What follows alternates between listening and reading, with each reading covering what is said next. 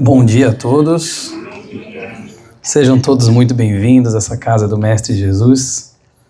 Que alegria, que bênção poder estar aqui, poder novamente trazer um estudo, trazer uma palestra, uma reflexão, para que nós todos possamos aprender com essa doutrina espírita que traz tantos conhecimentos importantes, transformadores, realmente, como já foi muito bem falado aqui, para nós.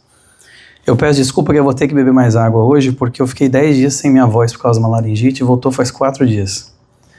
Então, se ela começar a falhar, vocês me perdoem.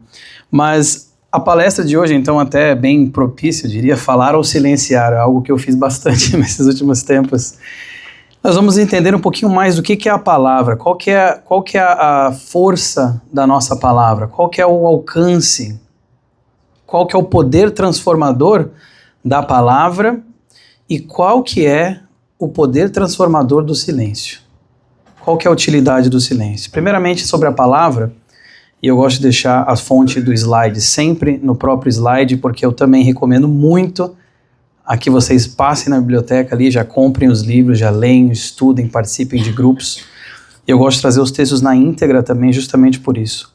Nesse momento aqui, nesse livro, Entre a Terra e o Céu, que é um livro da série do André Luiz, psicografado pelo Chico Xavier, o Clarencio, que é um dos personagens, leva o André Luiz para uma casa de uma senhora chamada Clara, e essa senhora, então, ela está discorrendo com algumas outras moças ali sobre o poder da palavra. E ela vai dizer o seguinte, eles estão lá observando, ela fala: a palavra, qualquer que ela seja, surge invariavelmente dotada de energias elétricas específicas, libertando raios de natureza dinâmica. Então ela já está falando que a palavra vem com esses raios, libera esses raios de natureza dinâmica. Dinâmica, algo que está em alteração, algo que está constantemente sendo modificado e modificando. Então vejamos que interessante, nós já começamos a olhar para a palavra, para o falar em si, como algo que é dinâmico. E ela vai dizer, a mente é o incessante gerador de força por intermédio dos fios positivos e negativos do sentimento e do pensamento, produzindo o verbo, que é sempre uma descarga eletromagnética regulada pela voz. Então ela fala ali já, fios positivos e negativos do sentimento e do pensamento, produzindo o verbo, ou seja, o pensamento. Então nós temos a fala que vem posterior ao pensamento que ocorreu na mente, através, como fala, desses fios positivos e negativos, e ela fala que é essa descarga eletromagnética regulada pela voz. Então ela comenta como que através do verbo, através da fala, em todos os nossos campos de atividade, a voz vai tonalizar, ou seja, vai exteriorizar aquilo que está dentro da nossa mente, dentro do nosso coração.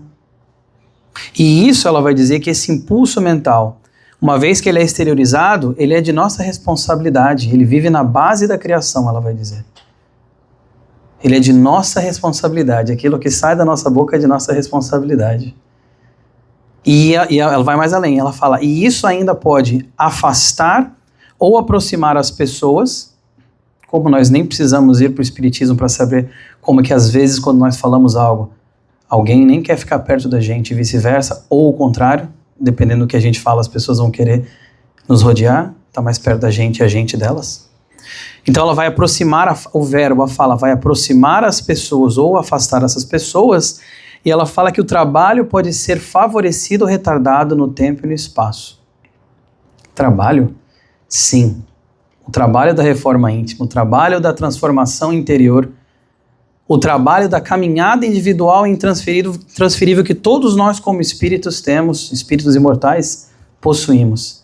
Esse trabalho pode ser retardado ou favorecido dependendo de como que nós vamos utilizar a nossa fala, o nosso verbo, que o verbo é criador, como nós vamos ver com o Emmanuel, agora no livro Vinha de Luz, na mensagem número 97, ele nos traz que o que sai do coração e da mente pela boca é força viva e palpitante, envolvendo a criatura para o bem ou para o mal, conforme a natureza da emissão.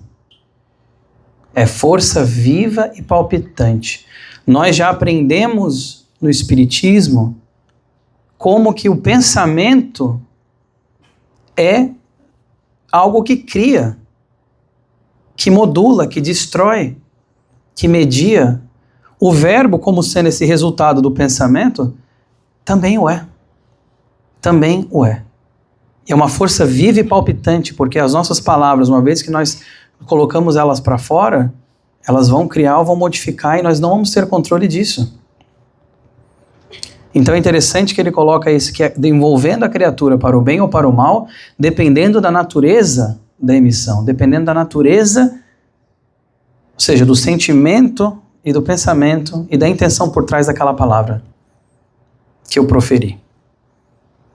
E aí ele fala, os elementos psíquicos que exteriorizamos pela boca são potências atuantes em nosso nome, fatores ativos que agem sob nossa responsabilidade. Por que eu gosto de trazer bastante bibliografias quando eu vou dar as palestras? Para mostrar isso aqui.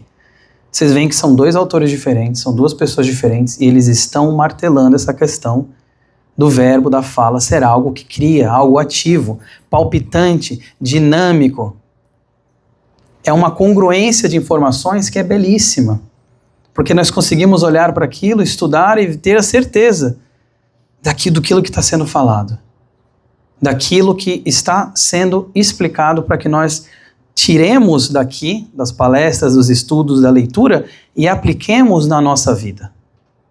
Porque esse é um grande salto que nós temos que dar. Tirar da parte subjetiva do conhecimento, mas aplicar. Também no livro A Gênese do Kardec, o Pentateuco Kardeciano, nós temos como Kardec fala da força da palavra, por exemplo, de Jesus. A força da palavra de um Jesus Cristo. Como que modifica a realidade, como que cria curas, como que cria tudo isso. Por quê? Porque é um espírito muito evoluído, um espírito crístico, primeira ordem, primeira classe. Já trilhou o seu caminho, e ele mostrou para a gente como que a palavra é algo que é tão poderoso. Só que com grande poder vem grande responsabilidade. E nós temos a responsabilidade por aquilo que sai daqui. Porque é uma exteriorização daquilo que nós estamos cultivando aqui, no interior. Não é um reflexo, é aquilo que nós estamos cultivando dentro de nós. E um dos meus autores favoritos, Leon Denis, ele vai falar nesse livro, O Problema do Ser, do Destino e da Dor, que a palavra é impotente, mas a consciência envolvida percebe as radiações sutis da vida superior. Ele fala como que, por mais que nós temos a palavra, por mais que nós tentemos expressar certos conceitos, certas ideias, certos sentimentos, ele fala que a alma, nas suas intuições profundas, ela tem essa sensação das coisas infinitas, mas ela tentaria em vão expressá-las com o balbuciar da fraca linguagem humana. Com o balbuciar da fraca linguagem humana. Como assim? Existem coisas que nós ainda não conseguimos expressar através de palavras, e nós temos que entender isso também, que são sentidas, que são coisas sutis que ocorrem, que a alma tem esses sentimentos, mas que nós não conseguimos expressar. Por quê? Porque a nossa palavra, da forma que nós ainda temos ela, é um instrumento em evolução. É um instrumento que nós ainda estamos desenvolvendo, e à medida que nós vamos evoluindo, nós conseguimos nos expressar cada vez mais. Se nós pensarmos um mundo primitivo, por exemplo, nós estamos no provas e expiações, indo para a regeneração. O mundo primitivo, a palavra, como é que ela era expressada? Muito diferente do que é agora. Pode ter certeza que vai continuar evoluindo. Nós continuaremos melhorando. Mas é importante entender isso, porque muitas vezes, como eu falei, nós vamos tentar, que nem o Leon Denis falou, expressar o balbuciar da fraca linguagem humana. Querem ver? Explica. Eu tenho um filho de 6 anos, meu filho mais velho. Explica para uma criança de 6 anos o que é o amor. Tenta explicar o que é o amor. Pode pegar todas as músicas do mundo, todos os poemas do mundo, todos os livros do mundo que falam de amor. Fazem jus? Fazem.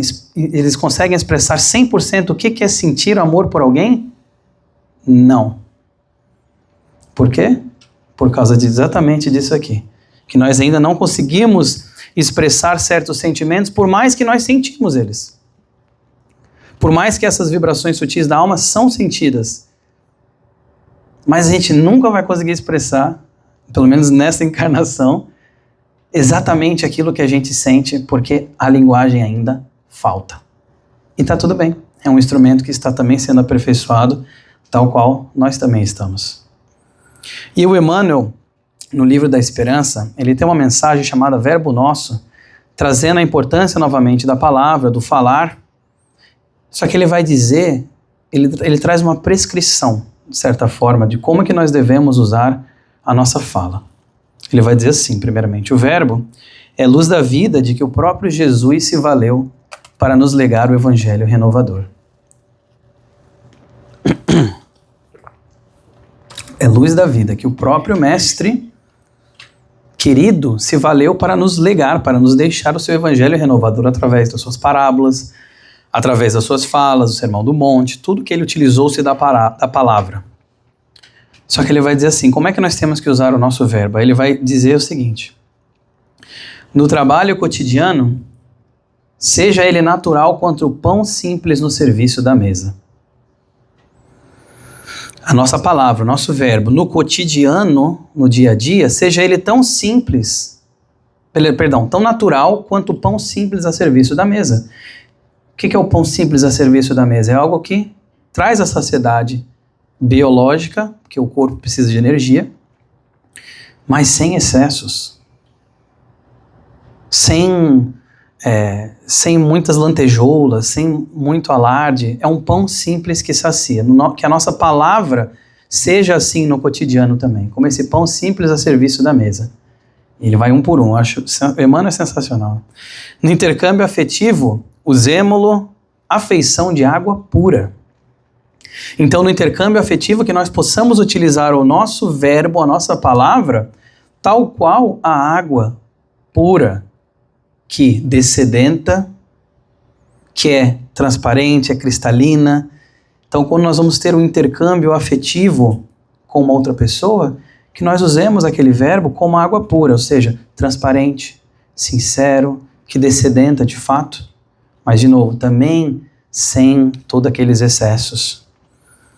Essa aqui é a minha favorita, pessoal. Ele vai dizer, nos instantes graves, façamo-lo igual ao bisturi do cirurgião, que se limita prudentemente à incisão da zona enfermiça sem golpes desnecessários. Que o nosso verbo seja como o bisturi do cirurgião, nos instantes graves, nas horas difíceis, porque elas existem e elas continuarão existindo. Nem todos os momentos são, a Joana de Ângeles fala isso, nem todos os momentos são para conversas agradáveis, mas ela quer dizer no sentido de só aquela coisa amorosa. Tem momentos difíceis que nós teremos que usar o nosso verbo de uma forma mais talvez incisiva, ou talvez uma forma mais firme, mas sem ser, mas de forma gentil também. E nesses momentos que nós usemos como bisturi do cirurgião, olha a ferramenta que ele escolheu. Uma ferramenta de corte, mas que ela vai exatamente na zona enfermiça, sem golpes desnecessários. Sendo que às vezes eu acho que a gente usa o nosso verbo como o cutelo do açougueiro, mais do que o bisturi do cirurgião. Não é verdade? Então, para que nós reflitamos, olha só, nos momentos diferentes, como que nós podemos usar a nossa palavra. Nos dias tristes, porque eles também existirão, tomemo-lo por remédio, olha só, tomemo-lo por remédio eficiente, sem fugir à dosagem. Até isso ele foi cuidadoso de escrever, sem fugir à dosagem. Porque se nós tomamos um remédio que nós precisamos em excesso, se eu estou com uma dor de cabeça, vou tomar um Tilenol, mas eu tomo 30, 50, o que acontece? O medicamento é para aquilo, mas o mau uso, o excesso, vai trazer consequências, da mesma forma que nos dias tristes, para tomar esse verbo como esse remédio eficiente sem fugir à dosagem. para que nós também entendamos que quando nós estamos aqui, os encarnados e os desencarnados, utilizando-se do verbo das mais variadas formas, quando nós estamos nesse intercâmbio afetivo, principalmente entre os encarnados, nós estamos em algum momento, nós temos que lembrar que o verbo, ele atrai. Nós temos uma multidão invisível que nos rodeia. Por mais que às vezes nós achamos que estamos em casa, estamos sozinhos, só estou eu e a televisão, não estamos sozinhos. Aquilo que a gente fala, que a gente pensa e que a gente expressa, que estava no pensamento e a gente expressa, está sendo observado. Nós aprendemos no Livro dos Espíritos, pergunta 457, que os Espíritos conseguem ler nossos pensamentos, ver os nossos pensamentos, até aqueles que eles falam, até aqueles que vocês gostariam de esconder, os mais secretos.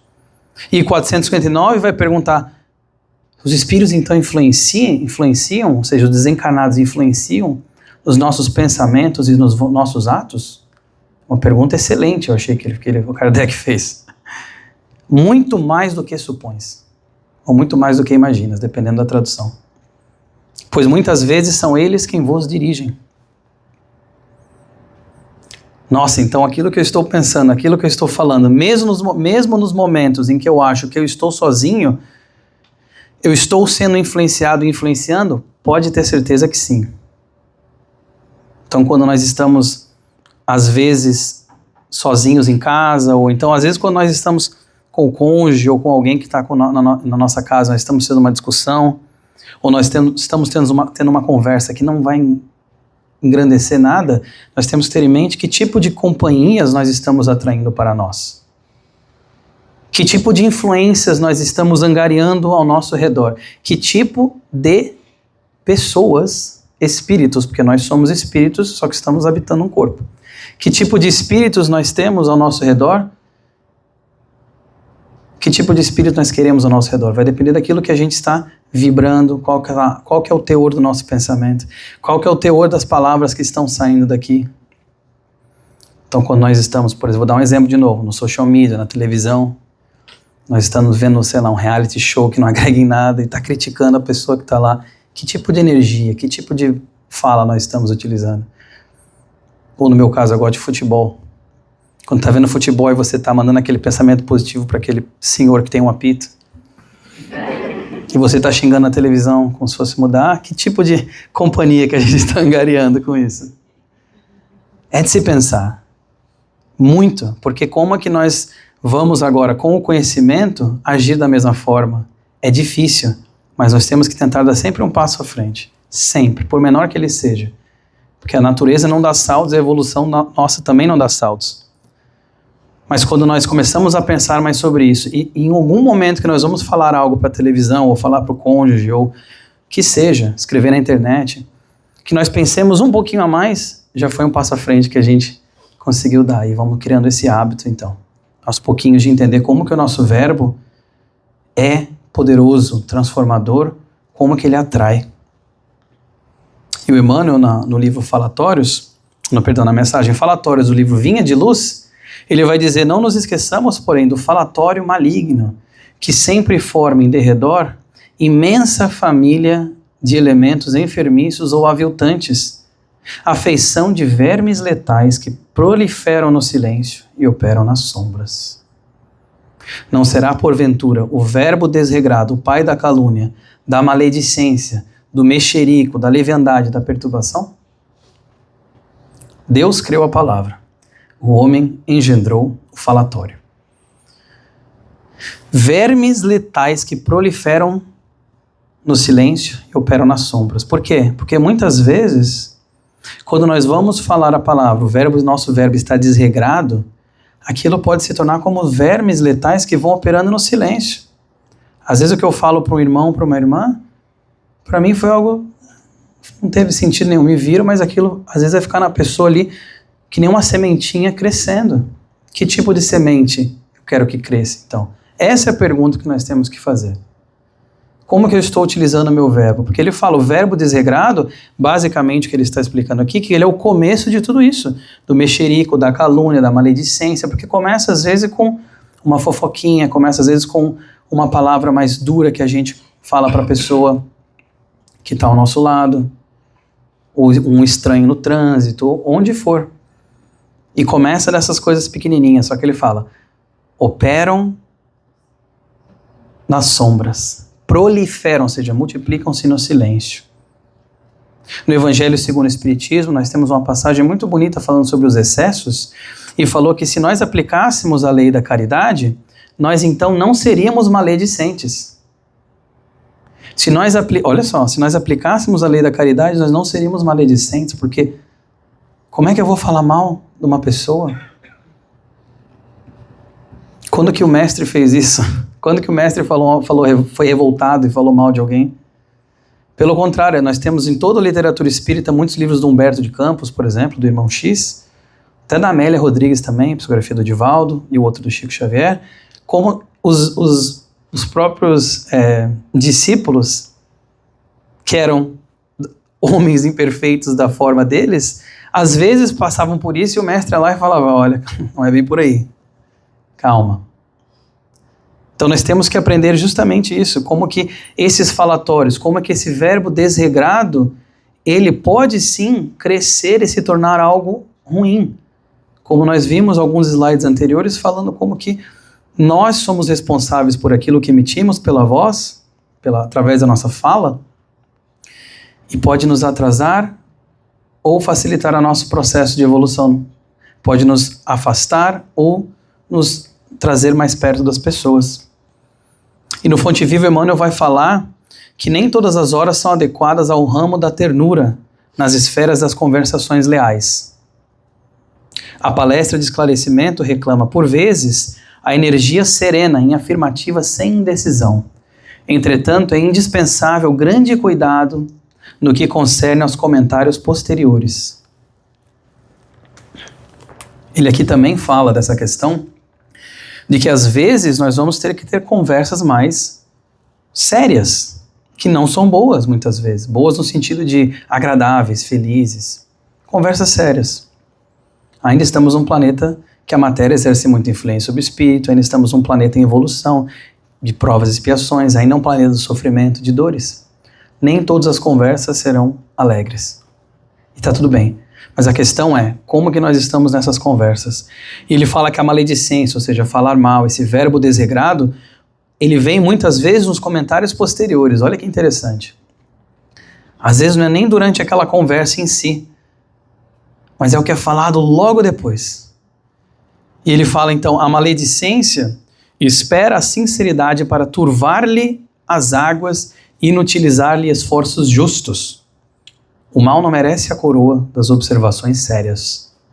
Atribuir-lhe, ou seja, atribuir ao mal, grande importância é dilatar-lhe as atividades verbais e dilatar-lhes a esfera de ação. Quando nós estamos dando muita vazão a essas coisas que não são boas, como eu falei, do mal, nós estamos aumentando a esfera de ação desse mal, nós estamos colocando a nossa vibração mais baixa e atraindo espíritos que também estão naquela vibração mais baixa. Então ele fala, cuidado com o verbo desregrado, cuidado com a maledicência, ele falou principalmente no que concerne os comentários posteriores, porque de fato a sinceridade, fala ali, a maledicência às vezes espera a sinceridade para turvar a água. Então a gente vai falar algo que é verdadeiro, que a gente está sendo sincero, mas aí vem aquele sentimento e já coloca mais um comentário no final, ali, uma frase a mais, que muitas vezes inutiliza todos os esforços que foram feitos. Às vezes uma discussão com alguém, quando terminou a discussão, se acertou, mas aí a pessoa fala alguma coisa, ou a gente fala alguma coisa extra, e aí desequilibra tudo novamente. Porque é muito difícil controlar o verbo, é muito difícil não julgar também. O julgamento, a maledicência, porque o julgamento nós julgamos aqui, mas muitas vezes a gente passa pela boca esse julgamento. Mas nós temos exemplos até na Bíblia, inclusive, 2 em Mateus 5, Mateus 7 e Mateus 15. Mateus 5 tem, com critério que julgares sereis julgados. E fala que a gente não pode julgar porque só tem um juiz, a gente observa a lei, a gente não julga a lei. E o outro fala quando aquele momento, isso no 15, quando fala que eles estavam muito preocupados com o que era ingerido. E aí o mestre fala, não é o que entra pela boca que macula o homem, é o que sai dela. Porque o que sai dela procede daqui. Ou seja, não é o que entra. Vocês estão muito preocupados com o que entra, basicamente. Que estão comendo, físico. Foca mais no que vocês estão produzindo, o que está saindo. Porque o que está saindo está vindo daqui. Para que nós possamos entender isso. Nós não sabemos a caminhada individual do outro. Isso é uma coisa importante também. Para evitar o julgamento. Só lembrar. Eu não sei o que o outro está passando. Eu não sei o que o outro já passou. Eu mal sei o que eu fiz em outras vidas, por causa do véu do esquecimento, graças a Deus. Como é que eu vou julgar o outro? Porque às vezes aquilo que o outro está fazendo, eu estou julgando, e sendo duro, nossa, mas como é que eu vou fazer um negócio desse? Jamais faria isso, imagina. Às vezes, para aquela pessoa, aquilo já é um passo à frente, muito maior do que a gente imagina. E nós não sabemos, e não temos como saber. Então, a melhor forma é ser prudente e evitar o julgamento, entendendo que cada um tem os seus desafios, cada um já traz qualidades e cada um traz as arestas para serem aparadas. E assim a gente consegue ter mais humildade, enxergar todos nós como irmãos e irmãs no mesmo barco e evitar o julgamento. Na medida do possível, porque nós ainda estamos aprendendo. Fomos criados perfectíveis, mas ainda estamos imperfeitos. Isso é importante da gente sempre lembrar, porque amanhã pode ser nós que vamos cometer aquele erro. E aí eu trouxe uma historinha para falar, para demonstrar essa questão, que é uma história de uma moça que ela... É uma história fictícia, tá? É uma história de uma moça que ela vivia numa vila, e era uma moça que ela gostava muito de fofoca, ela gostava de fazer intriga. E aí um dia essa moça viu que estava tendo muito problema por causa dessas fofoquinhas e fazer intriga com as pessoas e tudo mais. Ela chegou para uma senhora que era uma sábia, que morava naquela mesma vila dela, e ela falou para essa mulher sábia: olha, eu gostaria de... Minha língua está muito solta, eu não consigo controlar, está me dando problema, eu gostaria de melhorar essa questão da maledicência. O que eu faço? Aí a senhora falou: olha, eu posso te ajudar. Assim, essa senhora bem sábia falou: eu posso lhe ajudar, mas eu preciso que você faça um exercício, alguns exercícios antes para mim. Tá. Ela falou assim: ó, primeira coisa que eu quero que você faça, confia. Eu quero que você pegue um saco e você saia aqui da nossa vila e colete todas as penas de aves que você achar. Ganso, pato, andorinha, falcão, o que você achar, você coleta e enche esse saco de penas. Quando você terminar de encher esse saco de penas, você vem até aqui. A moça não entendeu nada, mas foi lá, buscou um saco, começou a coletar as penas todas que estavam na vila. Depois de alguns dias voltou lá com aquele saco cheio das penas. E aí ela falou: olha, agora eu trouxe aqui o saco cheio de penas, não entendi, mas o que eu vou fazer com isso? Olha, agora a senhora sábia falou: olha, agora eu gostaria que você pegasse esse saco de penas, vai ali para aquele... Tá um dia ventando, hoje tá ótimo, tá bom, vai ali no topo da nossa montanha aqui, da nossa vila, sobe lá. Quando você chegar lá, eu quero que você esvazie esse saco de penas, lá do topo da montanha. A moça jovem realmente ficou sem entender nada, foi meio de má vontade, mas foi. Chegou lá, subiu o morro depois de várias horas. Quando chegou no pico da montanha ali do morro deles, ela pegou e desvaziou todo o saco de penas que ela tinha coletado com tanto esforço naquele vendaval, e as penas se espalharam todas, foram para todos os lados. Foi pena para tudo que é lado. E ela desceu para falar com a senhora, para perguntar: e agora, quando é que a gente vai começar de fato o treinamento? E quando ela voltou para a senhora, ela falou assim: olha, fiz o que você falou, mas e agora? O que a gente faz? Aí a senhora falou assim: olha, agora só preciso que você faça uma coisa, então. Pega o saco, volta lá e coleta todas as penas de novo. Coloca tudo dentro do saco. Aí a moça falou: senhora, acho que a senhora não está bem. Você não entendeu? Eu esvaziei o saco lá em cima.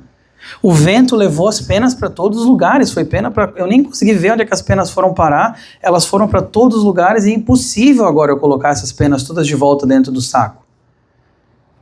Aí a senhora olhou para ela e falou: pois assim são suas palavras. Uma vez que você solta elas ao vento, você não tem mais como buscá-las E você não tem controle de onde as suas palavras, tal qual as penas, vão cair. E diz a lenda que a moça não foi mais maledicente. Pelo menos é o jeito que eu imaginei o final dessa história. Trazer um final feliz. Mas é assim, são como essas penas, que quando nós soltamos, nós não temos controle onde elas vão cair e nós não conseguimos mais colocar de volta. Eu estou aqui falando e está sendo transmitido online. Eu não tenho o menor controle de onde que eu estou, de onde e como o que eu estou falando agora vai, onde que vai chegar e em quem vai chegar e como. Mas eu tenho controle do que sai daqui. Então, a nossa fala é muito importante. Entender essa responsabilidade que nós temos é muito fundamental no que se trata da nossa evolução, na lei de caridade, na nossa convivência com os outros. E aí eu trouxe um ponto prático aqui para nós hoje, que na verdade foi o que alguns anos atrás eu aprendi e eu falei, vou fazer uma palestra espírita sobre isso, que não é um conceito espírita, se chama o filtro de Sócrates. Sócrates falava que antes de você for falar qualquer coisa, passa aquilo que você vai falar num filtro triplo filtro, ou os 3 filtros que seja. O primeiro filtro, e não necessariamente nessa ordem, mas são 3 componentes nesse filtro. O primeiro filtro é o filtro da verdade. Aquilo que eu vou falar é verdadeiro? E aí eu vou dar um asterisco, porque o Sócrates não tinha como saber disso. Na era da internet, eu vou adicionar. Tem como eu saber se é verdade mesmo? Na era em que todo mundo é expert online hoje em dia, tem fake news, tem tudo. Tem como eu saber se é verdade aquilo que eu estou falando, aquilo que eu estou repassando? Primeiro filtro, eu acho que aí já cairia muita coisa que a gente fala por terra. Segundo, o que eu vou falar é bom?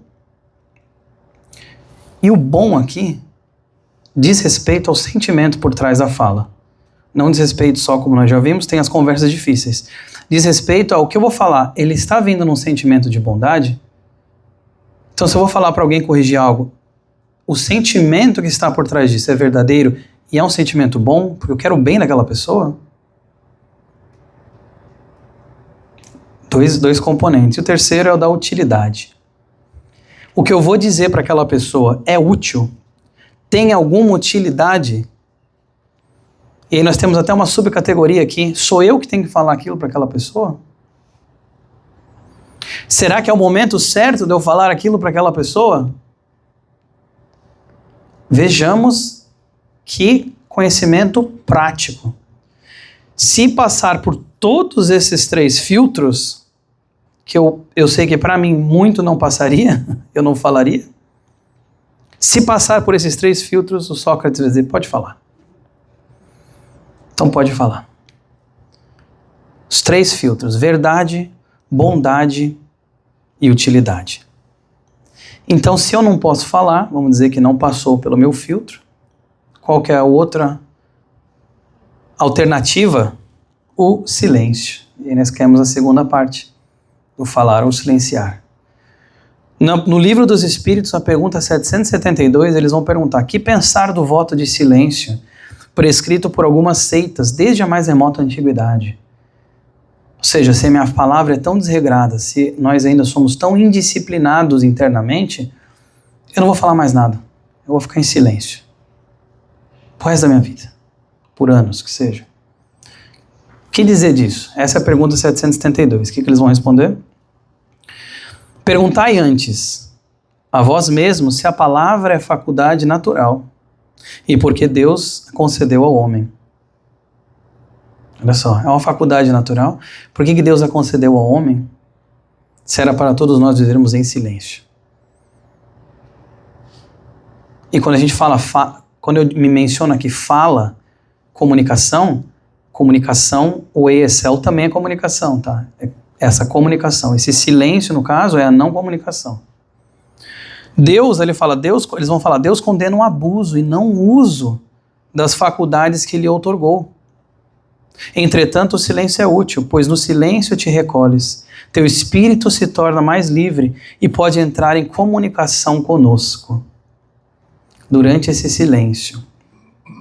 Durante esse recolhimento silencioso e íntimo, podemos entrar em comunicação com eles.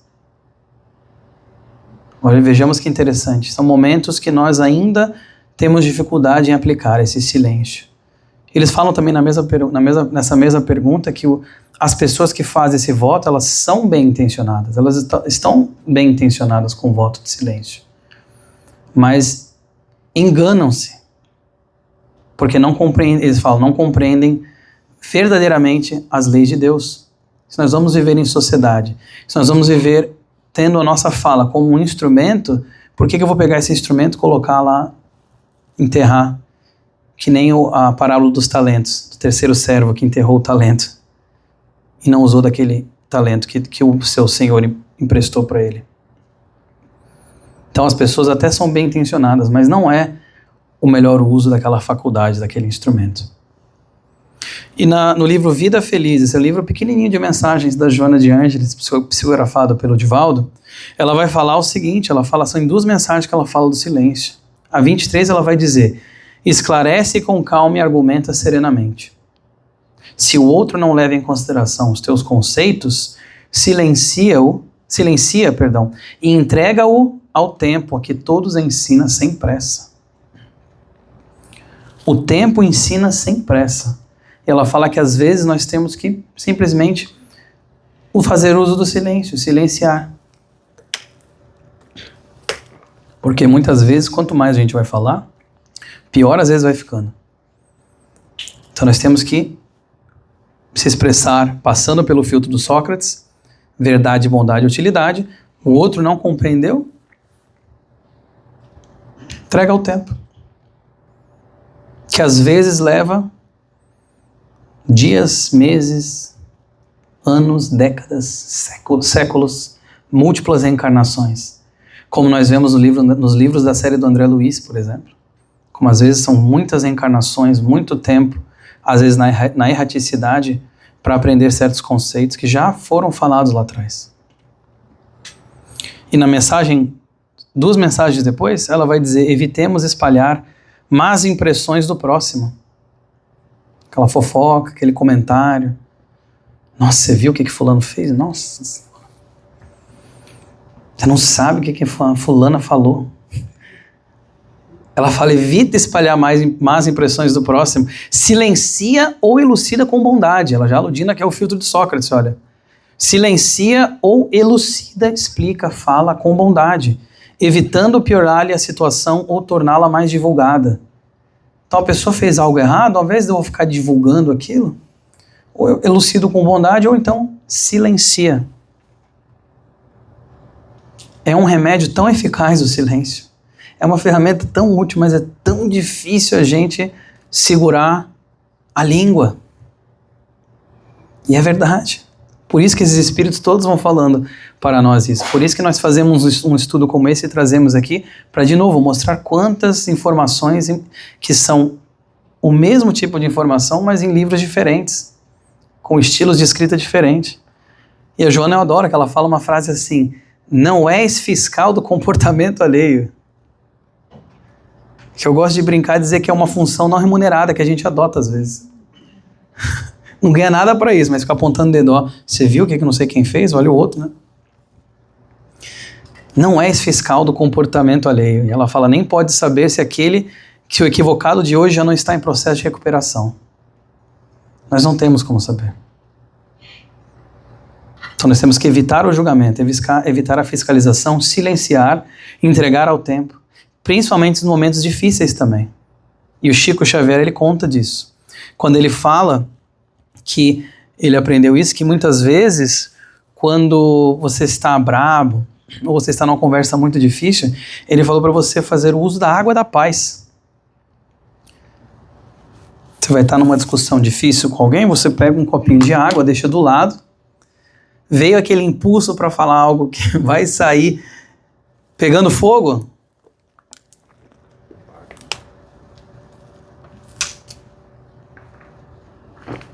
deixa água na boca. É a água da paz porque ela evita muitas guerras se nós fizéssemos isso. Ele fala: deixa água na boca até que o impulso passe de falar aquilo. E é tão interessante, né? Porque mesmo que você engula a água, não tenho paciência, vou engolir água, tudo bem. Aqueles 2 segundos, às vezes, que você botou água na boca, já pode servir como um freio para que você vai falar algo que você vai se arrepender depois. Lembrando das penas. Uma vez que está lá fora, acabou, você não tem como puxar de volta.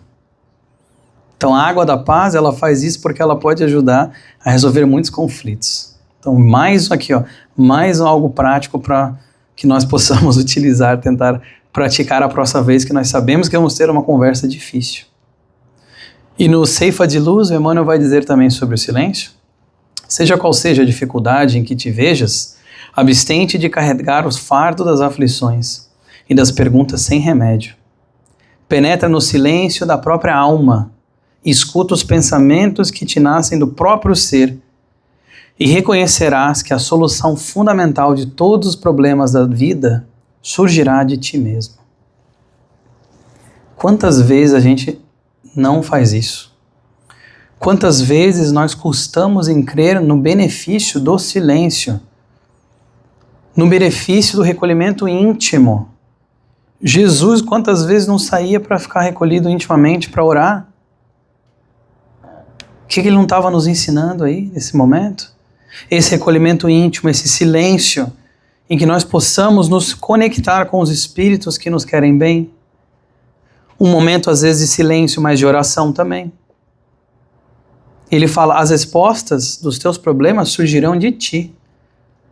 Porque muitas vezes as respostas dos nossos problemas, elas vêm quando nós aprendemos que as leis de Deus estão escritas na consciência. Quando nós infringimos as leis de Deus, nós temos resultados negativos e às vezes buscamos uma solução, sendo que ela já está dentro de nós. Pode ser alguma lembrança de um planejamento reencarnatório, pode ser algo mais que já está dentro de nós. Mas quando nós estamos totalmente atabalhoados, quando nós estamos completamente ocupados com os problemas da Terra, com os problemas do dia a dia, em que uma tecnologia hoje em dia, que é uma faca de 2 gumes, que possibilitou muitas coisas, como de novo, uma palestra sendo transmitida online, para sei lá quem, também permitiu o quê? Que nós temos agora instrumentos que estão sempre buscando a nossa atenção. Sempre buscando a nossa atenção. O presidente da Netflix falou que o maior concorrente dele é o sono. É o sono. Claro, tudo hoje busca a nossa atenção, tudo hoje a gente fica preso e tentando buscar a nossa atenção e nós não estamos colocando tempo suficiente para um recolhimento íntimo, para um momento de oração, como foi falado aqui, ler uma mensagem dessas. Tudo busca a nossa atenção. Nesse livro Intervalos, ele vai dizer que no silêncio do Espírito, os pensamentos do céu iluminam os pensamentos da terra e as vozes benevolentes e sábias nos falam aos ouvidos através do verbo inarticulado da inspiração. Que frase linda! Através do verbo inarticulado da inspiração. É aquele momento em que nós levamos a nossa vibração e nós ouvimos, sentimos algo de intuição que nos quer bem, sem a articulação do verbo necessariamente. E aquela inspiração, aquele sentimento gostoso que nós temos, de amor, que a gente fala, é isso que eu estou precisando fazer. Mas nós temos que reservar momentos para isso. Jesus destacava também a prudência e a ponderação, assinalando a riqueza do silêncio, que nos compete usar nas lutas da vida, em favor do êxito de nossas próprias tarefas. Usar em favor do êxito das nossas próprias tarefas. E aqui no Vida Feliz, a Joana de Anjos vai dizer, permanece discreto diante dos maledicentes e injuriosos, que te testam as resistências, trazendo-te a mensagem infame a fim de levarem a outrem, distorcidas as tuas palavras. É a famosa fofoca. Quem conta um conto aumenta um ponto. E aí essas palavras vão distorcidas para uma outra pessoa e aí vai sendo como as penas de novo, o exemplo das penas. O silêncio, olha só que lindo, o silêncio é como algodão que abafa e amortece o ruído do mal em desenvolvimento. O silêncio é como algodão Olha aqui a Joana de Ângeles, também muito poética.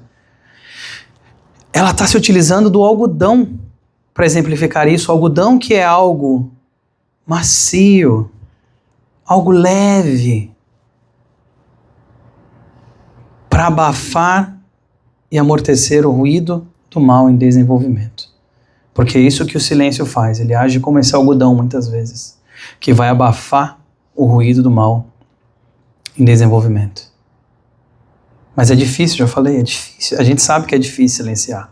Eu coloquei aqui mais ou menos como para cada um pensar, por que será tão difícil silenciar? Por que é tão difícil nós silenciarmos em alguma conversa difícil? Ou silenciarmos e nos recolhermos para um momento mais íntimo de silêncio?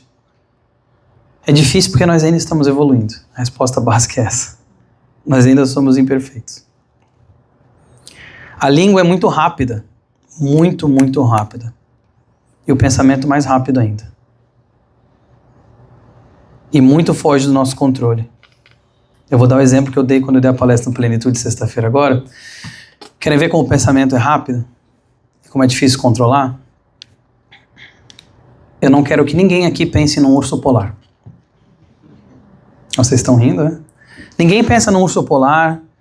Ninguém aqui imagina como é que será que deve ser passar a mão naquele pelo branco. Eu sei que ninguém aqui imaginou um urso polar. Imagina que a espiritualidade deve ter visto vários ursinhos na cabeça das pessoas. Vejamos.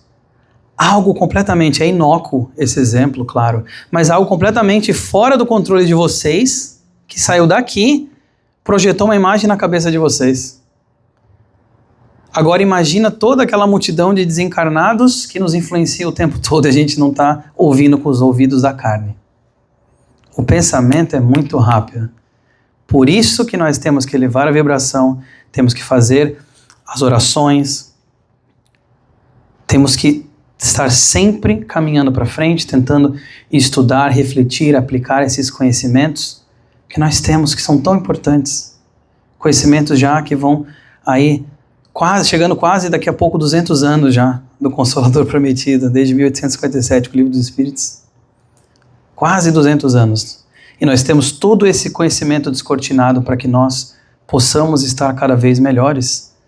Eu trago muitos livros, trago o texto na íntegra, também para incentivar as pessoas, como eu sempre falo isso, todas as palestras que eu dou. Passa na biblioteca, compra os livros, leva para casa, estuda, reflete, vem nos grupos de estudo. Não existe mais hoje formas da gente não estar inteirado, não estar estudando. E eu inclusive queria também, porque é uma coisa que faz 2 meses eu acho, eu queria dividir com vocês aqui, mais uma forma que eu descobri, que eu tive de disseminar o Espiritismo, que eu amo o Espiritismo, amo estar trazendo os conteúdos. Mês passado eu criei um podcast Reflexões Espíritas.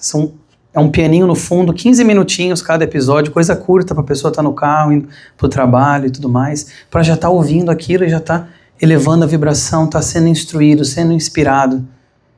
Então assim, é mais uma forma. Nós temos o canal aqui do YouTube com as palestras, do canal da casa de vocês aqui, nós temos os grupos, como foi falado aqui, adorei que vocês falaram aqui no começo, tem que falar mesmo, tem que chamar as pessoas.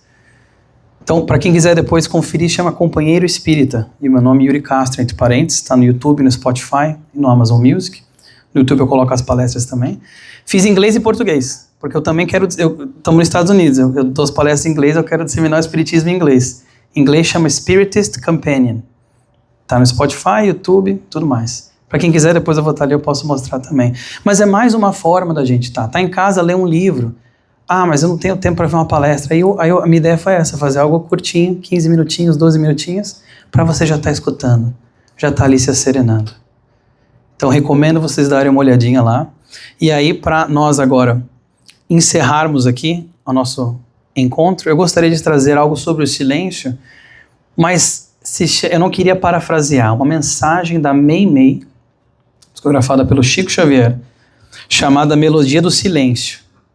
Eu queria encerrar com ela, mas eu gostaria de ler para vocês. Perdão pela voz, não está tão boa hoje, mas eu vou tentar uma melhor. Ela vai dizer o seguinte: repara a melodia do silêncio nas criações divinas. No céu, tudo é harmonia, sem ostentação de força. o sol brilhando sem ruído, os mundos em movimento sem desordem, as constelações refulgindo sem ofuscar-nos. E na terra tudo assinala a música do silêncio, exaltando o amor infinito de Deus. A semente germinando sem bulício, a árvore ferida, preparando sem revolta o fruto que te alimenta. A água que hoje se oculta no coração da fonte, para dessedentar-te amanhã. O metal que se deixa plasmar no fogo vivo para ser-te mais útil.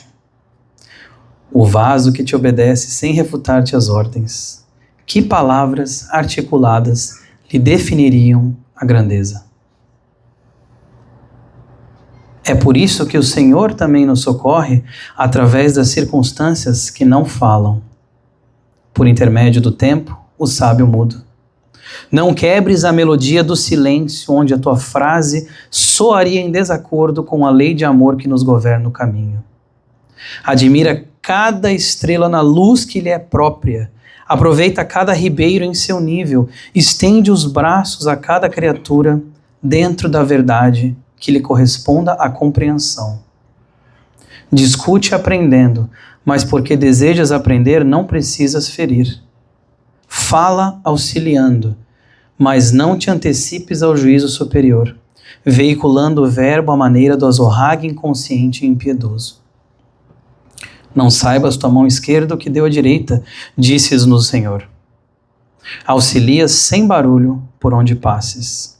Recorda a ilimitada paciência do Pai Celestial para com as nossas próprias faltas e ajudemos sem alarde ao companheiro de romagem terrestre, que muitas vezes apenas aguarda o socorro de nosso silêncio a fim de elevar-se em comunhão com Deus. Muito obrigado e uma semana iluminada a todos nós.